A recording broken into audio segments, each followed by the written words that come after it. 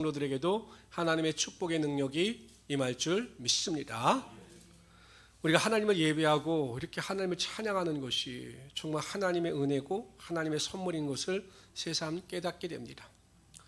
지난주에 제가 아는 친한 목사님네 교회는 예배 드린다고 사람들이 신고를 해서 경찰들까지 출동하고 경찰들이 출동해서 막 난리가 났었다고 그러더라고요. 참 예배하는 것이 이렇게 조롱과 멸시를 당하던 때도 없었습니다. 최소한의 규율을 지켜서 중대본의 그 규칙을 따라서 해도 세상 사람들은 악에 속한 자들이기 때문에 그러는데, 예수 믿는 사람들 중에도 정신 나간 분들이 많아요. 정부에서 예배를 드리지 말라고 하는데 왜 예배를 드리냐고. 이건 믿는 사람들이 할 말이 아닙니다. 그러니까 여러분 항상 예배를 귀히 여기시고 어찌하든지 마지막 때 믿음으로 승리하며 살아갈 수 있는 우리 성도들이 되시기를 주님의 이름으로 축원합니다. 목사의 말은 그렇게 안 들으면서 정부의 말은 그렇게 잘 들어서 교회를 안 나오십니까? 온라인이라도 예배 드리라고 그래도 그렇게 안 들으십니까? 항상 예배 가운데 승리할 수 있는 우리 성도들이 되시기를 주님으로 축원합니다. 오늘 로마서 8장 31절부터 39절까지 살펴보도록 합니다. 신약 성경 250페이지입니다.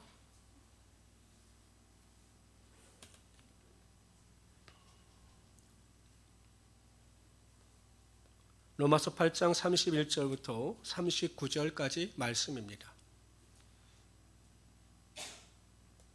로마서는 전체적으로 칭의와 성화, 영화에 대해서 다루고 있습니다.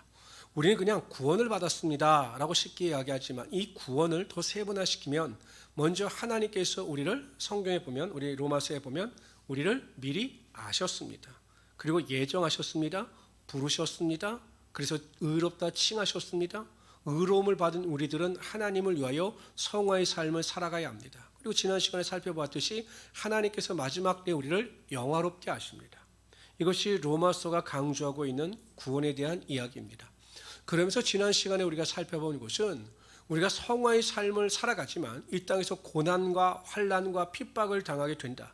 그러나 하나님이 주시는 믿음 안에서 우리가 고난을 능히 이길 수 있는데, 첫 번째 이유는 우리에게 나타날 하나님의 나라의 영광을 가지고 소망을 가지고 살아갈 때 우리가 이 땅에서 당하는 고난과 환난을 능히 이길 수 있다라고 말씀을 드렸습니다.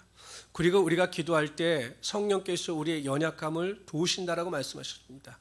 성령께서 탄식함으로 우리를 위하여 대신 기도해 주심으로 말미암아 우리가 넉넉히 고난을 이길 수 있다라고 말씀드렸습니다. 뿐만 아니라 우리가 고난을 당하지만 하나님께서 우리에게 약속하신 대로 하나님을 사랑하는 자들에게는 모든 것이 합력하여 선을 이루어주심을 믿을 때 우리의 삶의 고난이 변하여 영광이 된다라고 말씀을 드렸습니다. 오늘은 31절부터 39절까지 살펴볼 텐데, 로마서에서 8장이 보석과 같이 아주 중요한 내용을 다루고 있다면 8장 내에서도 오늘 저와 여러분이 살펴볼 31절에서 39절까지의 내용이 아주 보화 같은 내용이 담겨져 있습니다. 우리 31절부터 39절까지 다 읽도록 하겠습니다. 있습니다. 시작. 그런즉 이 일에 대하여 우리가 무슨 말하리요? 만일 하나님이 우리를 위하시면 누가 우리를 대적하리요? 자기 아들을 아끼지 아니하시고 우리 모든 사람을 위하여 내준 이가 어찌 그 아들과 함께 모든 것을 우리에게 주시지 아니하겠느냐? 누가 능히 하나님께서 택하신 자들을 고발하리요? 의롭다 하신 이는 하나님이시니 누가 정죄하리요? 죽으실 뿐 아니라 다시 살아나신 이는 그리스도 예수시니 그는 하나님 우편에 계신 자요 우리를 위하여 간구하시는 자신이라. 누가 우리를 그리스도의 사랑에서 끊으리요? 환난 핍박이나 기근이나 적신이나 위험이냐 칼이라. 기록된 바 우리가 종일 주를 위하여 죽임을 당하게 되며 도살당할 양같이 여김을 받았나이다 함과 같으니라. 그러나 이 모든 일에 우리를 사랑하시는 이로 말미암아 우리가 넉넉히 이기느니라. 내가 확신하노니 사망이나 생명이나 천사들이나 권세자들이나 현재이나 장래나 능력이나 높음이나 기쁨이나 다른 어떤 피조물이라도 우리를 우리 주 그리스도 예수 안에 있는 하나님의 사랑에서 끊을 수 없으리라. 31절부터 39절까지는 성도들이 가질 수 있는 궁극적인 승리에 대해서 말씀하고 있는 겁니다. 성도들이 가는 최종의 승리가 무엇인가에 대해서 설명을 하는데, 그 설명을 어떻게 하느냐? 5가지 질문을 통해서, 이걸 반어법이라고 합니다. 반어법적 질문을 통해서 성도들이 가지는 궁극적인 승리에 대해서 설명을 하고 있다는 것입니다. 첫 번째 31절에 보시죠. 어떻게 질문을 던지는가? 그런즉 이 일에 대하여 우리가 무슨 말 하리요? 이 말씀입니다. 근데 이 일은 무엇이냐면 앞절의 내용입니다. 더 엄밀히 말하면 28절에서 30절까지의 내용입니다. 합력하여 선을 이루시고 우리를 아시고 예정하시고 부르시고 의롭다 하시고 영화롭게 하신 일에 대한 것입니다. 하나님께서 여러분 이 일을 행하신 이유가 무엇입니까? 하나밖에 없어요. 우리를 사랑하시기 때문에 하나님께서 그 사랑을 통해서 모든 것을 합력하여 선을 이루시고 우리를 영화롭게 하시며 우리의 영광 가운데 거하게 하여 주신다는 것입니다. 이 일에 대해서 누가 이 일을 제기할 수 있겠느냐라고 강조하고 있는 것입니다. 그러면서 뭐라고 말씀하십니까? 하나님께서 우리를 사랑하시고 우리를 선택하셨기 때문에 이러한 하나님이 우리를 위하시면 누가 우리를 대적할 수 있겠느냐라는 것입니다. 이 말은 무엇입니까? 대적할 수 있다라는 것입니까? 없다라는 것입니까? 없다라는 것이에요. 없다라는 것. 보통 곰들끼리 싸움을 하면 숫곰이 암곰을 그냥 물어 죽인다라고 합니다. 그러니까 이게 발전기에 암곰이 수컷을 거부하면 때로 막 숫곰이 물어 죽여버린다고 합니다. 그 정도로 숫곰이 엄청난 힘을 가지고 있는 거죠. 그런데 이 암곰이 숫곰을 이길 때가 있대요. 언제냐면 새끼를 출생해서 새끼와 같이 다닐 때에는 이 새끼를 숫곰이 해할까 봐 목숨을 걸고 덤비기 때문에 아무리 강력한 힘을 가진 수컷이라 할지라도 이 암컷을 이길 수가 없다라고 합니다. 그러니까 그 어머니의 힘이 그만큼 강한 거죠. 근데 여러분 하나님께서 우리의 보호자가 되십니다. 근데 그 하나님은 그냥 그런 시시한 하나님이 아니시라 만물의 주인이시고 이 세상의 주관자가 되시는 하나님이십니다. 그런 하나님이 우리를 위하시면 누가 우리를 대적할 수 있겠느냐라는 것입니다. 신명기 28장 7절에 보면 이렇게 말씀하십니다. 다 같이 읽어봅시다. 내 대적들이 일어나 너를 치려하면 여호와께서 그들을 내 앞에서 패하게 하시니 그들이 한 길로 너를 치러 들어왔으나 내 앞에서 7길로. 그러므로 여러분 우리가 이 세상을 살아갈 때마다 무슨 일에든지 담대한 믿음을 가지고 살아가면 되는 것입니다. 하나님께서 나를 위하시면 누가 나를 대적하겠느냐라고 하는 담대한 믿음을 가지고 나아갈 때 우리가 모든 일에 승리하며 하나님의 영광을 맛보며 살아갈 수 있게 되는 것입니다. 이러한 믿음을 가지고 담대하게 살아가신 우리 성도들이 되시기를 주님의 이름으로 축원합니다. 두 번째 질문은 무엇이냐? 32절에 보세요. 모든 것을 우리에게 주시지 아니하겠느냐? 주신다라는 것입니까? 안 주신다라는 것입니까? 다 주신다라는 것입니다. 다 주신다라는 것입니다. 부모에게 있어 자식은 생명 그 이상입니다. 그렇죠. 근데 32절 한번 다 읽어보겠습니다. 왜 하나님께서 우리를 다 주시는지 32절 읽어봅시다. 시작. 자기 아들을 아끼지 아니하시고 우리 모든 사람을 위하여 내주시니가 그 어찌 그 아들과 함께 모든 것을 우리에게 주시지 아니하겠느냐. 여러분 자식은 부모에게 있어 부모의 생명 이상이거든요. 이 세상에서 가장 귀한 것이 무엇이냐라고 물어보면 부모들은 자식이라고 이야기합니다. 남편이라고 절대 이야기 안 해요. 자식이라고 이야기하죠. 남편은 뭐라고 이야기합니까? 원수라고 이야기를 합니다. 그러니까 자식이 생명보다 귀합니다. 근데 여러분 하나님께 있어 예수 그리스도께서 그만큼 귀한 존재셨어요. 근데 누구를 위하여 내어주셨습니까? 우리를 위하여 그 독생자 예수를 내어주신 겁니다. 그만큼 우리를 사랑하셨는데 독생자 예수를 우리에게 주실 만큼 사랑하셨는데 다른 어느 것도 주시지 않겠느냐는 것이요. 하나님께 대하여 다른 이 세상의 어느 것도 예수님보다 귀한 것이 없기 때문에 예수님을 주신 하나님께서는 우리에게 더 큰 것도 더 은혜로운 것도 다 부어 주신다라는 것입니다. 그런 믿음을 가지고 우리가 살아갈 수 있어야 한다라는 것이죠. 예수님께서 여리고 지역에 내려가셨을 때 앞을 보지 못하는 그 디메오의 아들이 나와서 예수님께 크게 외칩니다. 두 번씩이나. 첫 번째는 다윗의 자손 예수여 나를 불쌍히 여기소서라고 외쳤습니다. 예수님은 반응하지 않아요.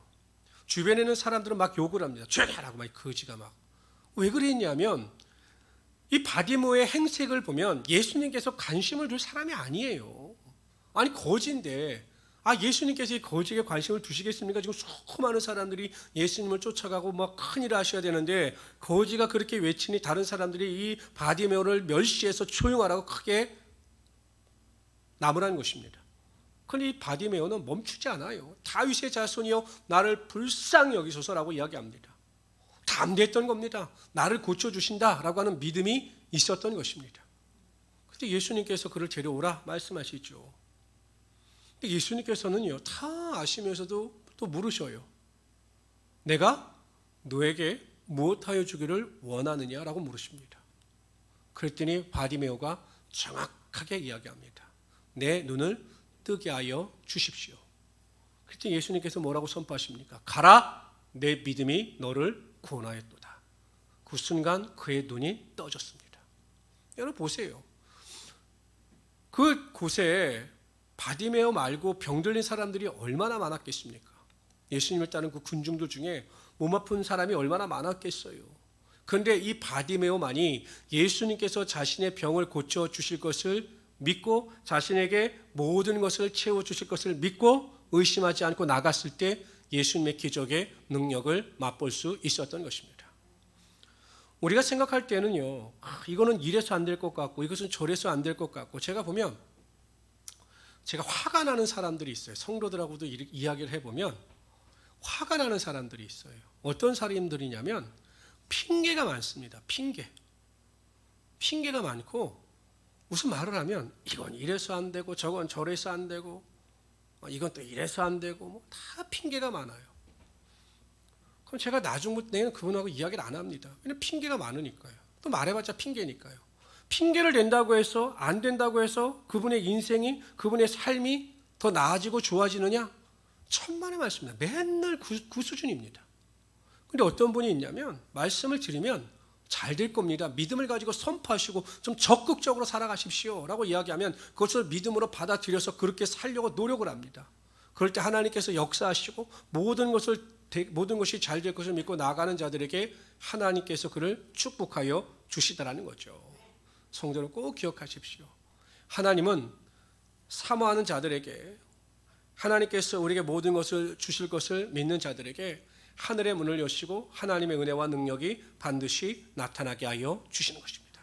그래서 꼭 말씀을 기억하십시오. 모든 것을 우리에게 주시지 않겠느냐라는 말씀은 우리에게 모든 것을 다 주신다라는 것입니다. 8장 28절과 연결이 되죠. 하나님을 사랑하는 자, 그 뜻대로 부르심을 입은 자들은 것은 모든 것이 합력하여 선이 되느니라. 세 번째와 네 번째 질문은 그 성격이 유사합니다. 우리 33절 한번 읽어봅시다. 33절, 8장 33절 있습니다. 시작. 누가 능히 하나님께서 택하신 자들을 고발하리요? 그만이요. 34절은 이제 고발한다라는 거예요. 송사. 이건 죄가 있느냐 없느냐 이것을 가려내 달라. 이게 송사예요. 고발이거든요. 근데 그럴 이유가 없다라는 거야. 그럴 필요가 없다라는 것입니다. 왜냐하면 우리에게는 죄가 없어요. 왜냐하면 하나님께서 우리를 의롭다 명하셨기 때문에 사단이 아무리 우리를 고발한다 할지라도 우리의 신분이 변화되지 않는다라는 것입니다. 두 번째 34절 읽어봅시다. 시작. 누가 정죄하리요? 죽으실 뿐 아니라 다시 살아나신 이는 그리스도 예수시니. 정죄라는 것은 죄가 있다라고 단정하는 겁니다.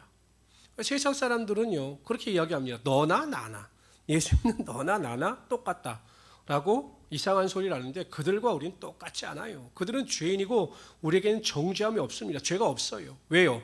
예수님께서 우리를 위하여 십자가에 달려 돌아가셨기 때문에, 그래서 우리의 모든 죄를 다 사하여 주셨기 때문에 우리에게는 죄가 없습니다.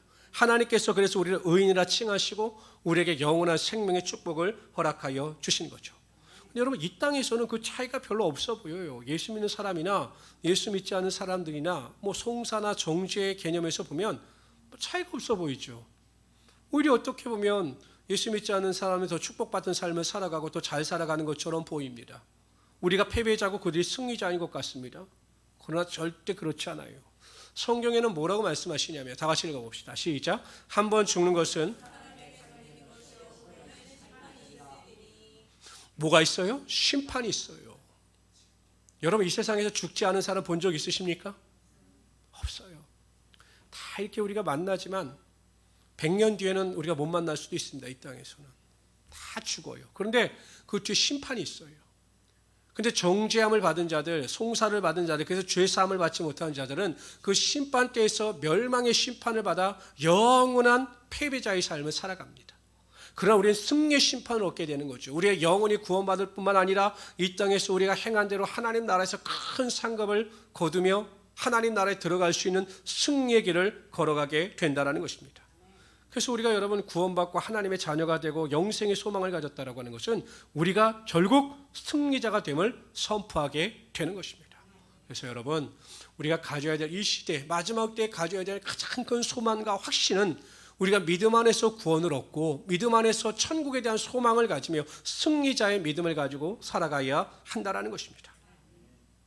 한편 34절에 보세요. 예수님께서는 어떤 분이십니까? 34절 다 같이 한번 읽어봅시다. 시작. 누가 정죄하리요 죽으실 뿐 아니라 다시 살아나신 이는 그리스도 예수시니 그는 한편 하나님 우편에 계신 자요 하나님 우편에 계신 자요 또한 우리를 위하여 간구하신다. 지금도 우리를 위하여 중보 기도를 하고 계시다는 분이십니다. 그것입니다. 여러분들 보면 얼마나 감사합니까? 우리가 로마서 8장에 보면 이 땅에서는 우리가 기도할 때 누가 도우셔요? 성령님이 도우시죠. 우리의 연약함을 성령님이 도우셔서 우리가 믿음으로 기도할 때마다 이 땅에서 기도할 수 있는 능력이 나타나게 하여 주시는 거죠. 그럼 우리의 기도가 또 하나님 나라까지 올라가면 또 우리를 위하여 누가 기도하십니까? 예수님께서 하나님께 대하여 중보 기도를 하고 계시다라는 것입니다. 저는 이 구절을 읽을 때마다 그런 이미지가 떠오릅니다. 아이들이 아빠에게 아빠 나 이거 사주세요 라고 부탁을 합니다. 그러면 아빠가 결정을 내리지 못하고 주머니 사정도 넉넉하지 못해서 물론 하나님은 그렇지 않지만 이렇게 고민하고 있을 때 엄마가 웬만하면 사주세요 하면 아버지들이 사주는 일이 있거든요. 저는 가끔 그런 이미지가 떠올라요. 예수님께서 얼마나 간절한 마음을 가지고 하나님도 우리를 사랑하시지만 예수님께서 더 살아가는 마음을 가지고 우리를 위하여 얼마나 기도하고 계실까. 그것을 생각하면 우리가 이 땅에서 기도하는 것이 얼마나 보배롭고 은혜로운 일인가를 분명히 깨달아야 한다는 것입니다. 근데 예수님께서 기도하고 싶어요. 그 사람을 위해서. 그런데 이 땅에서 전혀 기도를 안 하는 거예요. 자나깨나 기도를 안 하는 거죠. 기도 좀 해라 해도 기도를 안 하는 거죠. 성령께서도 도우시지 않고 예수님께서도 도우시지 아니하시니 그 사람의 삶에 무슨 능력이 나타나겠습니까? 많은 또 한편으로는 제가 그런 생각을 해요. 또 기도 안 한다는 것은 문제가 없다는 것이 또 그것도 은혜가 아니겠는가. 인간은 연약한지라 여러분 문제가 없으면 기도 안 합니다. 고난이 없으면 기도 안 합니다. 평상시에 아무 문제가 없는데 기도하시는 분들은 정말로 따봉입니다. 그런 분들은 정말 따봉인데 교회 안에서 10%도 안 돼요. 대부분 문제가 있어서 기도하지만 우리가 그 기도할 때 성령도 우리를 도우시고 예수님도 우리를 도우셔서 오히려 고난 가운데 하나님의 영광과 축복이 더 크게 나타나게 하여 주시는 것입니다. 그러한 하나님만을 믿으시며 살아가시는 우리 귀한 성도들이 되시기를 주님의 이름으로 축원합니다. 다섯 번째 질문은 이겁니다. 누가 우리를 그리스도의 사랑에서 끊으리요? 35절에 보면 끊을 수 있다라는 것입니까? 없다라는 겁니까? 없다는 거예요. 우리를 사랑하시는 그 하나님의 사랑을 끊을 수가 없다라는 것입니다. 얼마나 여러분 대단한 겁니까? 하나님이 우리를 사랑하시는 것을 세상에 어떤 것도 끊을 수만 없다면 우리는 모든 일에 대해서 반드시 넉넉히 이길 수 있다 이렇게 선포하고 있는 것 아니겠습니까? 제가 부평에서 사역을 할 때 제가 아동부 사역을 하다가 그 옆에 있는 이제 중고등부 사역을 하게 됐습니다. 그런데 교회는 그랬어요. 그때도 보면 보통 아이들에게 시상품을 뭘로 줬습니까? 잘하면? 상품을 뭘로 줬습니까? 뭐 찬양대회 때 이럴 때 무슨 상품을 줬죠? 그죠? 학용품을, 교사들을 안 해보셔서 잘 모르시구나. 보통 학용품을 줬어요. 그런데 이 학용품은 저희 세대나 귀한 것이지 제가 아이들을 가르칠 때는 학용품을 주면 이렇게 주면 그냥 전도사님이나 갖다 쓰세요. 이럴 정도로 학용품이 너무 가치가 없는. 근데 교회에서는 또 현금은 주면 안 된다. 이러니까 제가 고민을 했어요. 왜냐면 그때 이제 우리 그 중고등부 아이들이 반별로 찬양대회를 하는데 어떤 선물을 주면 아이들이 정말 좋아할까라고 생각하다가 제가 그 교회 옆에 있는 분식집 사장님과 조인을 했습니다. 제가 우리 그 부평행 성전 부평이 교회 학교에서 상품권, 그러니까 그분하고 우리만 만든 상품권이에요. 상품권을 만들어서 아이들이 갖고 오면 떡볶이를 그만큼 주십시오라고 협의를 했어요. 그래서 상품권을 10,000원권, 5,000원권 이렇게 해서 한 10만 원어치 만들었어요. 그때 아이들이 한 70명이었으니까 한 30명만 먹어도 충분히 될 것 같아서 뭐 10만 원짜리 만들어서 이제 반별로 주겠다니까 막 아이들이 난리가 난 거죠. 못 먹어서가 아니라 공짜니까 난리가 난 거예요. 그거 받아야 되겠다고 막 연습도 열심히 하고 해서 행사가 잘 끝나고 막 10만 원짜리 상품권을 주니까 아이들이 난리가 난 거죠. 교회에서 밥을 안 먹고 이제 분식점에 간 겁니다. 그래서 행사가 잘 끝났고 이제 선생님들하고 이제 행사평을 하는데 전사님, 그때 제가 전도사였어요. 전사님 이번에 아이들이한테 그 상품권을 준 건 너무 좋은 아이디지 막 이렇게 하는데 갑자기 분식점 사장님한테 전화가 온 거예요. 저에게. 전사님 좀 와보셔야 되겠다. 가보니까 이것들이 상품권 10만 원을 내고 먹기를 15만 원어치를 먹은 거예요. 15만 원. 그 자기들만 간 게 아니라 다 데리고 와서 먹고 나서 뭐라고 사장한테 이야기한 줄 아십니까? 전도사님이 계산하실 테니까 걱정하시지 말라고.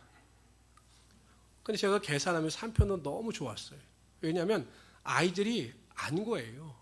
우리 전도사님 우리를 사랑하시기 때문에 충분히 우리가 떡볶이를 먹어도 내주신다. 그래서 제가 그걸 내줬죠. 얼마나 감사했는지 몰라요. 물론 제가 계산을 했는데 나중에 아시고 선생님께서 또 가서 다 계산을 하셨어요.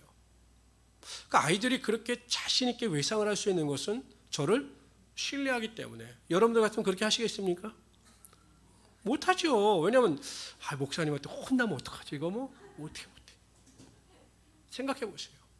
하나님의 사랑에서 우리를 끊을 자가 없다. 이 세상에 어떠한 피조물도 하나님의 사랑에서 우리를 끊을 수가 없다라고 확신한다면 고난이나 환난이나 핍박이나 기근이냐 적신이냐 위험이냐 칼이나 이 세상의 어떠한 환경으로부터 우리가 낙심하지 아니하고 하나님의 사랑을 믿고 담대함을 가지고 이 세상을 살아갈 수 있게 된다는 것입니다.